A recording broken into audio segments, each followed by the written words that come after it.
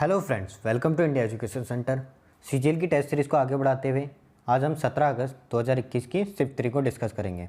इससे पहले वाली सारी शिफ्ट हम सॉल्व कर चुके हैं। अगर आपने नहीं देखी है तो आप प्लेलिस्ट में जाके देख सकते हैं और अपडेट्स और पीडीएफ के लिए आप हमारा टेलीग्राम ग्रुप ज्वाइन कर सकते हैं। लिंक आपको डिस्क्रिप्शन में मिल जाएगा। तो चलिए स्टार्ट करते हैं।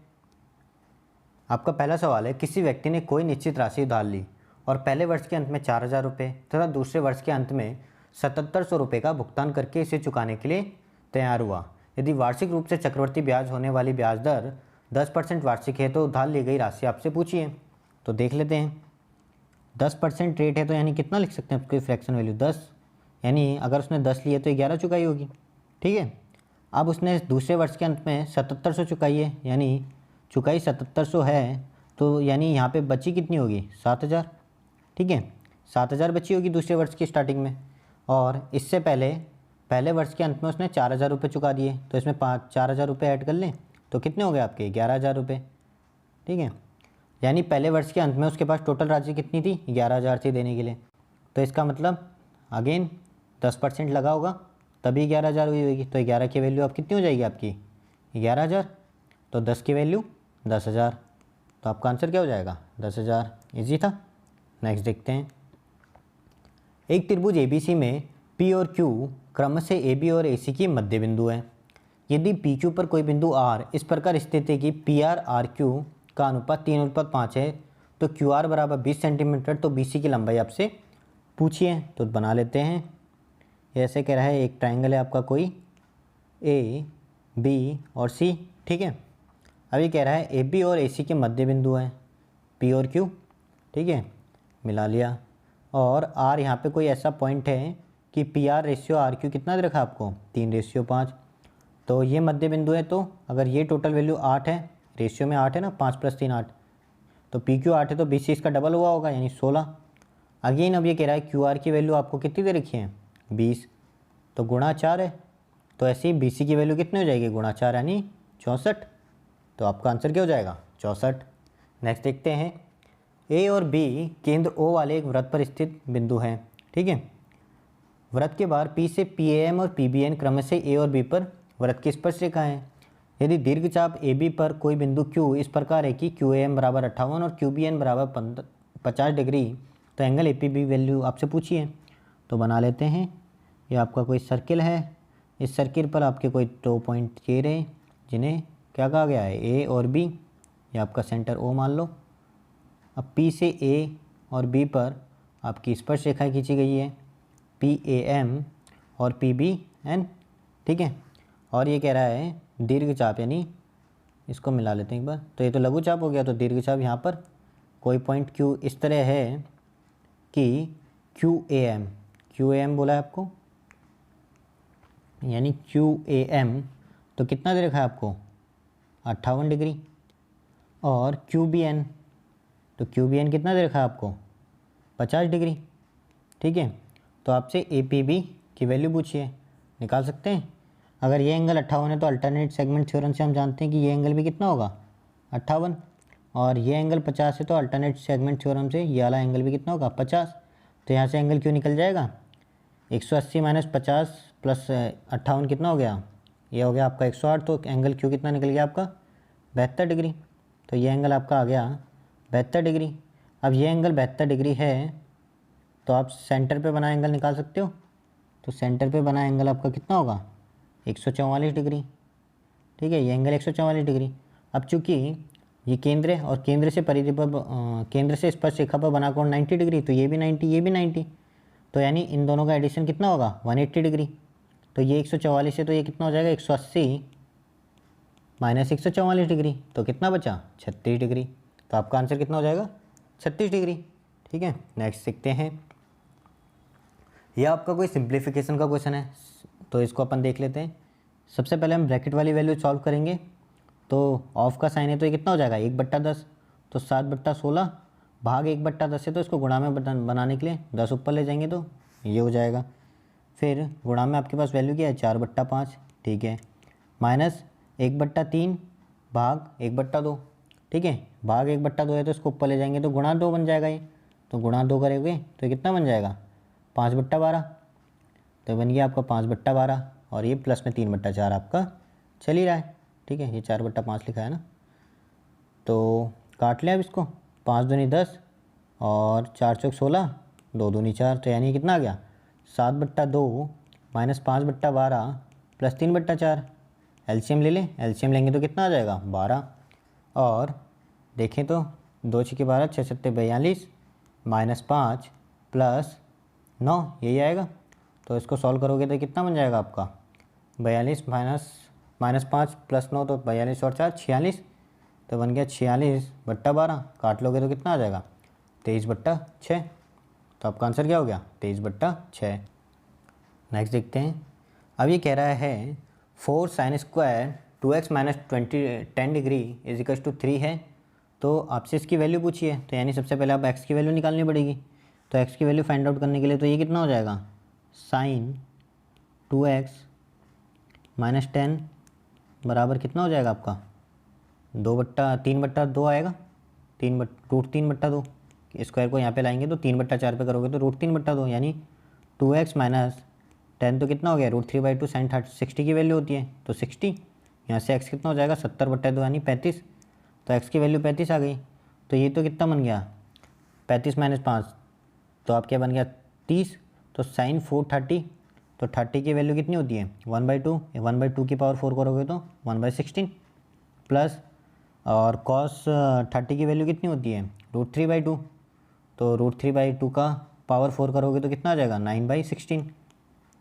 नीचे आओगे तो यहाँ पे रखोगे तो 35 गुणा 3 करोगे तो 35 गुणा 3, तो 35 गुणा 3 कितना होता है आपका 105 होता है क्या 105, माइनस 15 करोगे तो कितना हो गया 90, तो sin 90 और यहाँ पे कितना हो जाएगा cos 90, और cos 90 की वैल्यू हम जानते हैं 0 होती है, तो ये टर्म 0, तो पूरी टर्म 0 हो जाएगी ये वाली। तो कितना बचेगा 1 माइनस 0। ठीक है, इसको सॉल्व करोगे तो कितना आएगा, नीचे तो 1 है तो कोई मतलब नहीं है, और ये आ गया आपका 10/16। तो सॉल्व करोगे तो 5/8 आ जाएगा आंसर। ठीक है, नेक्स्ट देखते हैं। 4x की पावर 4 और is equal to 5x square minus 1 आपको दे रखा है। ठीक है, और आपको वैल्यू पूछी है 2x square minus x minus 1 की। तो सॉल्व कर लेते हैं। तो अपन यहाँ से अगर x स्क्वायर कॉमन लें तो ये क्या बन जाएगा आपका 4x की पावर 4, तो यहाँ से आप x स्क्वायर कॉमन लोगे तो ये बन जाएगा 4x square is equal to 5 minus 1/x square, यही बनेगा। ठीक है, और सॉल्व करोगे तो क्या बन जाएगा 2x स्क्वायर 2x की whole square plus 1/x square is equal to 5, ये बन गया। तो अब आप 2x प्लस 1/x का होल स्क्वायर निकालोगे तो क्या आएगा 2x का whole square plus 1/x square, तो वो तो है ही 5, प्लस 2ab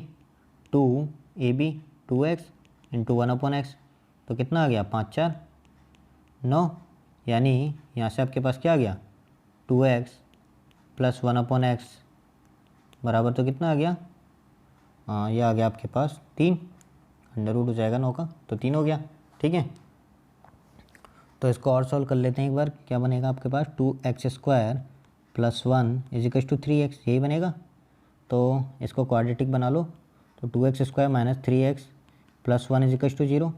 इसके फैक्टर करोगे तो कितने आ जाएंगे -2 और -1, 2 का भाग लगाओगे तो कितना आ जाएगा, और साइन चेंज, तो आपके 2 फैक्टर आ जाएंगे 1 और प्लस 1/2, 2 फैक्टर आ गए। अब क्योंकि 1/2 तो हो नहीं सकता, क्योंकि क्वेश्चन ने कहा है 1/√2 से बड़ा होना चाहिए, तो 1/2 तो छोटा हो गया, तो यानी आपका x का वैल्यू कितना आ जाएगा, x का वैल्यू एक ही वैल्यू पॉसिबल है, x बराबर 1, और x बराबर 1 जब यहाँ पे पुट करोगे तो ये तो 2 हो गया, और -1 -2 हो गया, तो आंसर कितना हो जाएगा आपका 0। ठीक है, नेक्स्ट देखते हैं। DI का क्वेश्चन है नेक्स्ट।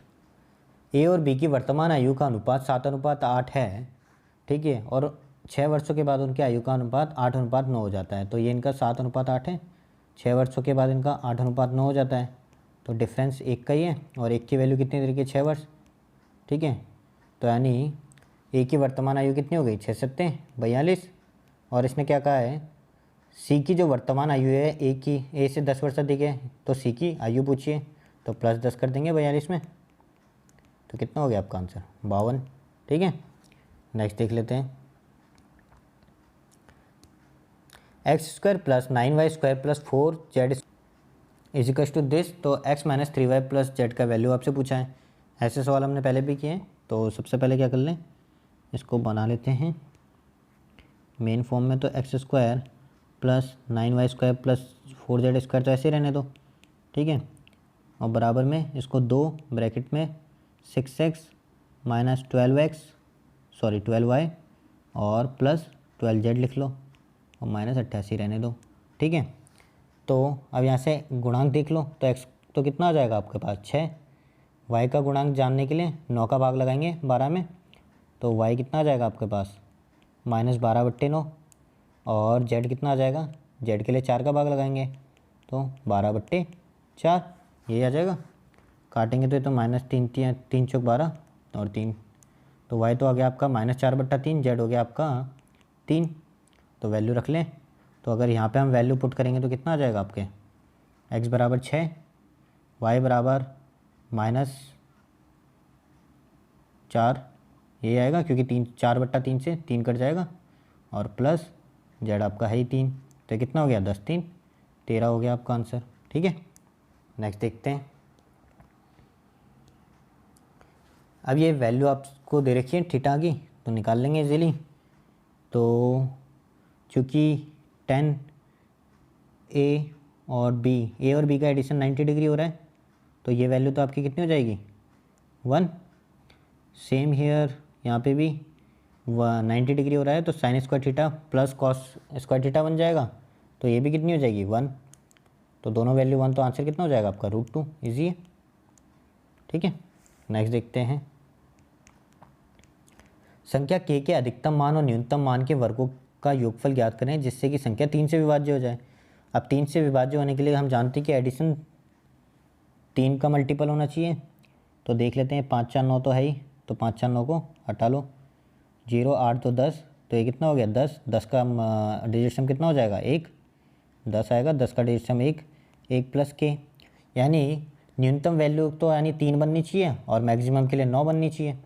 तो न्यूनतम तो कितनी हो जाएगी 2, और मैक्सिमम के लिए कितनी बना देंगे अपन 8। तो 8 और 1 9 और 2 और 1 3। तो एडिशन पूछा है, तो 8 का स्क्वायर 64, 2 का स्क्वायर 4, तो 68 हो गया आपका आंसर। ठीक है, नेक्स्ट देखते हैं। 7 cos square theta plus 5 sine square theta -6 बराबर आपको 0 दे रखा है, तो इस वाले टर्म की वैल्यू पूछी है, तो कर लेंगे इजीली। तो 7 cos square theta 5 sine square theta -6 = 0 दे रखा है, तो इसको अपन क्या लिख सकते हैं 5 sine cos square theta plus 2 cos square theta. ठीक है, प्लस 5 साइन स्क्वायर थीटा -6 बराबर 0 ऐसे लिख सकते हैं। अब 5 कॉस स्क्वायर थीटा और 5 साइन स्क्वायर थीटा, तो कितना बन गया, साइन स्क्वायर 5 को मना के sine square theta plus cos square theta 1 हो जाएगा। तो ये बन गया 5 + 2 कॉस स्क्वायर थीटा -6 बराबर 0। तो यहाँ से कॉस थीटा कितना आ गया 1/2, तो यानी कॉस स्क्वायर थीटा, तो थीटा कितना हो जाएगा 45 डिग्री, क्योंकि यहाँ से कॉस थीटा कितना आ जाएगा √1/√2। तो यानी थीटा कितना आ गया आपके पास 45 डिग्री। अब कुछ ही नहीं है, थीटा की वैल्यू रख लेंगे अपन डायरेक्ट और आंसर आ जाएगा। तो यहाँ पे अगर वैल्यू रखें तो कॉसेक 45 की वैल्यू तो आ गई आपके पास कितनी, यहाँ से वैल्यू रखेंगे कॉसेक 45 हो गया आपका √2, tan 45 1 और सेक 45 √2, कॉट 45 1, यही है। इसका परिमेयकरण कर देंगे तो ऊपर तो बन जाएगा कितना √2 + 1 का होल स्क्वायर, और नीचे कितना बन जाएगा √2 का स्क्वायर 2 -1 का स्क्वायर 1 √। तो ये तो हो गई आपकी 1, और यहाँ से स्क्वायर से रूट कैंसिल हो गया, तो कितना बचेगा √2 + 1। ठीक है, ये आपका आंसर। नेक्स्ट देखते हैं। किसी वृत्त में 10 सेंटीमीटर लंबी जीवा वृत्त के केंद्र से 12 सेंटीमीटर की दूरी पे तो वृत्त का व्यास ज्ञात करना है। आराम से हो जाएगा ये क्वेश्चन, तो फिर भी बना लेते हैं। ये आपका वृत्त का केंद्र है, ये वृत्त की जीवा है, ये इससे 12 सेंटीमीटर की दूरी पर है, और केंद्र द्वारा वृत्त पर डाला गया लंब उसको बराबर भागों में बांटता है, तो ये 5 हो जाएगा। तो वृत्त की त्रिज्या कितनी हो जाएगी 5 × 13 ट्रिपलेट। ठीक है, तो पूरा कितना हो जाएगा 13 13 26। ठीक है, नेक्स्ट देखते हैं। एक वर्ग का क्षेत्रफल ज्ञात कीजिए जिसके शीर्ष 5 सेंटीमीटर त्रिज्या वाले एक वृत्त पर स्थित हैं। तो ये इजीली हो जाएगा। ये ऐसे कह रहा है ये कोई वर्ग है, इसके शीर्ष इस पे हैं तो, और वृत्त का केंद्र अगर ये है तो टोटल व्यास कितना हो जाएगा 5 और 5 10, तो इसकी भुजा कितनी हो जाएगी 5√2।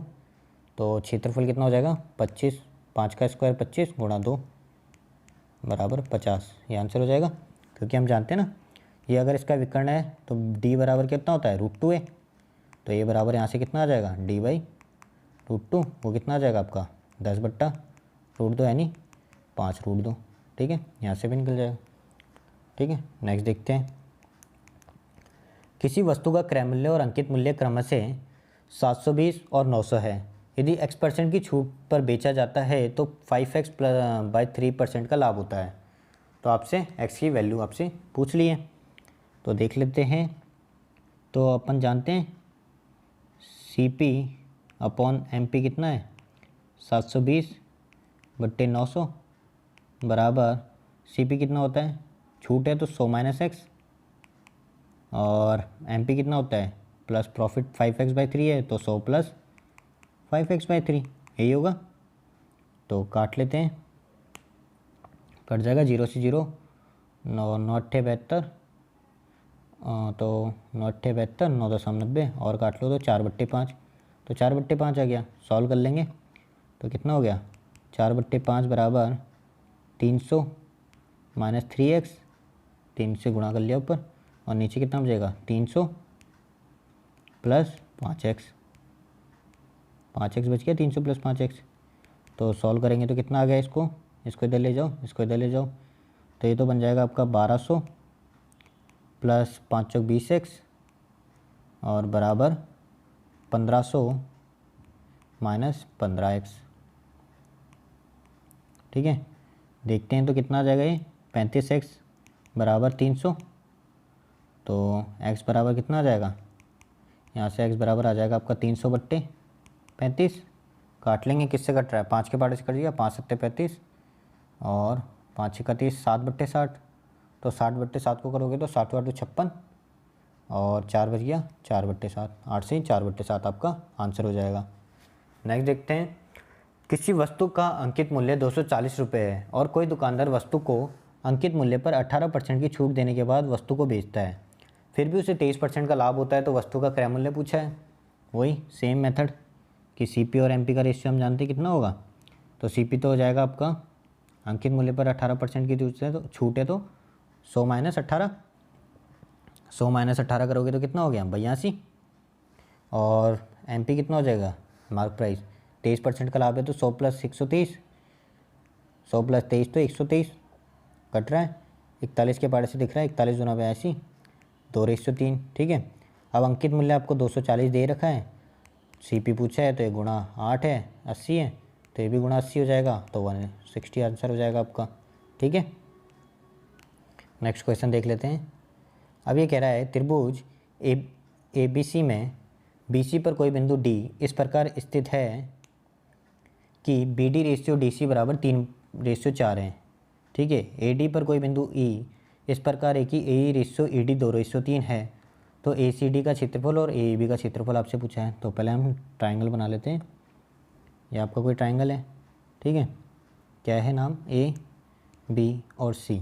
ठीक है, अब ये कह रहा है BD/CD, यहाँ पे आपका कोई पॉइंट है D और इनका रेशियो कितना है 3/4 है ना, और AD को मिला लिया आपने, और इस पर कोई बिंदु E इस प्रकार है कि AE/ED, ये आपका पॉइंट है E, तो AE/ED 2/3 है। ठीक है, अब इसने बोला है क्षेत्रफल त्रिभुज AEB, यानी इसका पूछ लिया आप तो, और अब दूसरा इसने किस लिए पूछ लिया ECD, EC और D, मतलब इसका पूछ लिया ECD। ठीक है, इसका पूछ लिया दोनों का, तो निकाल लेते हैं।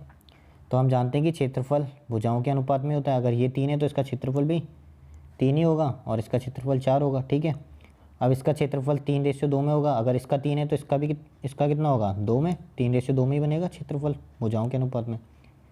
तो AEB का क्षेत्रफल तो कितना आ गया आपका 2, और ECD का क्षेत्रफल कितना आ गया ECD का क्षेत्रफल 4, तो यानी 2:1 हो जाएगा आंसर। तो आपका आंसर कितना हो गया 2:1। और पीछे एक क्वेश्चन छूट गया था 19 नंबर। किसी कक्षा में परीक्षा में 40 छात्रों का औसत अंक 45 हैं। बाद में ये पाया गया कि दो स्थानों पर 25 को 35 पढ़ा गया है और एक स्थान पर 38 को 32 पढ़ा गया है, तो कक्षा में वास्तविक औसत अंक क्या थे। तो दो स्थान पर 25 को 35 पढ़ा गया है, तो एक स्थान पर 10 ज़्यादा पढ़ा गया है, तो दो स्थान पर 20 ज़्यादा, यानी 20 कम करने पड़ेंगे क्योंकि ये एक्स्ट्रा पढ़ लिया अपन ने।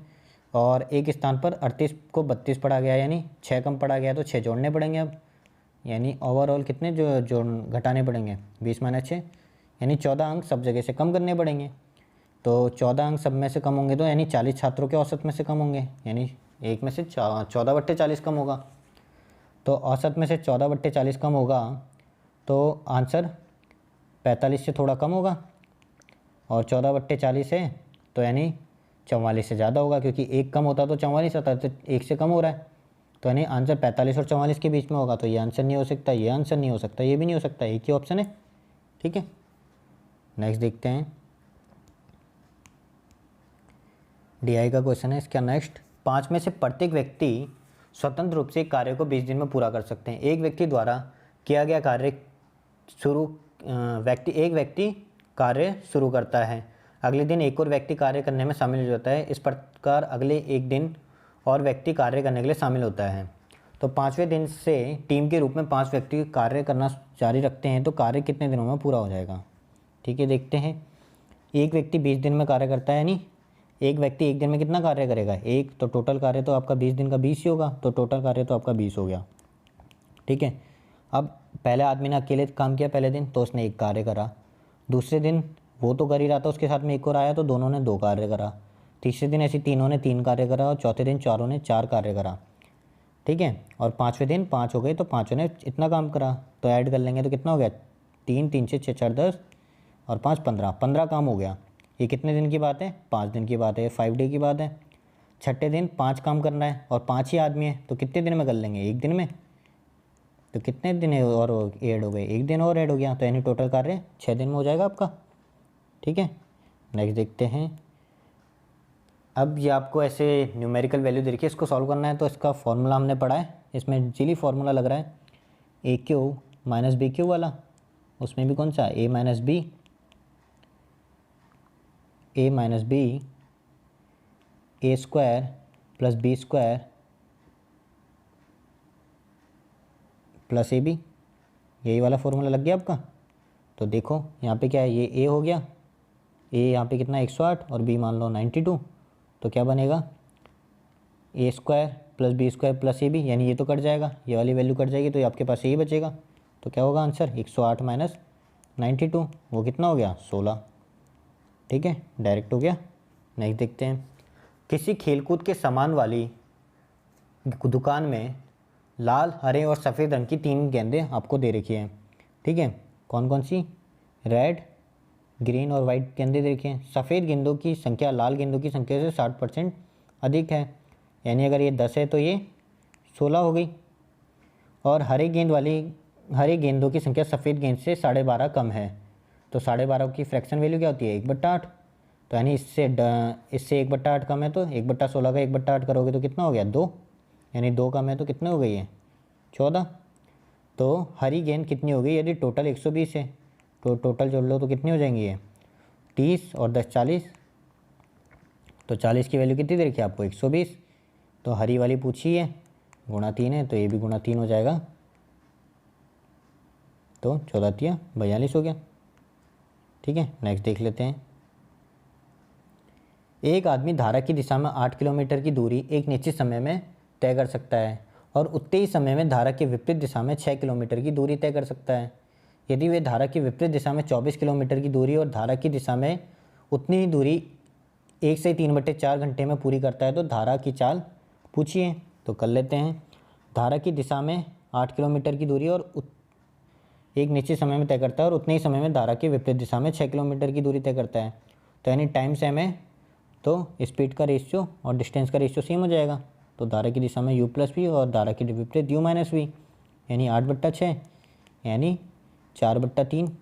ठीक है, तो u प्लस वी तो 4 हो गया और u माइनस वी 3 हो गया। अब आगे अपन देखते हैं, यदि वह धारा की विपरीत दिशा में, इसको x मान लेते हैं और इसको भी x मान लेते हैं, ठीक है। तो यहाँ से u और v की वैल्यू निकाल सकते हो आप। तो u अपन v कितना हो जाएगा, कंपोनेंट टू डिविडेंड टू लगा लेंगे तो 7/1 हो गया क्या, 4 3 7, ऐसे कर लेंगे ना, 4 प्लस 3 और 4 माइनस 3, तो कितना हो गया 7/1, ठीक है। और बाकी इनको x में मान लो क्योंकि ये तो टोटल वैल्यू चाहिए अपन को। तो आगे देखते हैं, यदि धारा की विपरीत दिशा में 24 किलोमीटर की दूरी, तो विपरीत में 24 और विपरीत वाली चाल कितनी पता है अपन को, 3x, ठीक है। सॉरी 3x क्यों, 7 माइनस 1, ठीक है। और धारा के दिशा में उतनी ही दूरी यानी 24, तो कितनी हो जाएगी 7 प्लस 1x को कितने टाइम पे चलता है, इसको सॉल्व करेंगे तो 4 एकम 4 3 7, 7/4 काट लेंगे तो ये कितना बन जाएगा 6 चौक 24 और ये कितना बन जाएगा 8 या 24।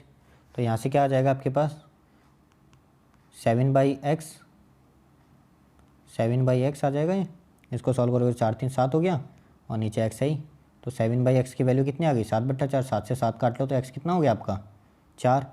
तो आपसे पूछी किसकी है, धारा की चाल पूछी है, तो 1x है तो 4 ही हो जाएगा आपका आंसर, ठीक है। इजी था। नेक्स्ट देखते हैं। तो यहाँ पे हमारी शिफ्ट ख़त्म होती है। अगर आपको वीडियो पसंद आई हो तो लाइक शेयर और सब्सक्राइब करना ना भूलें। मिलते हैं नेक्स्ट वीडियो के साथ। Thank you.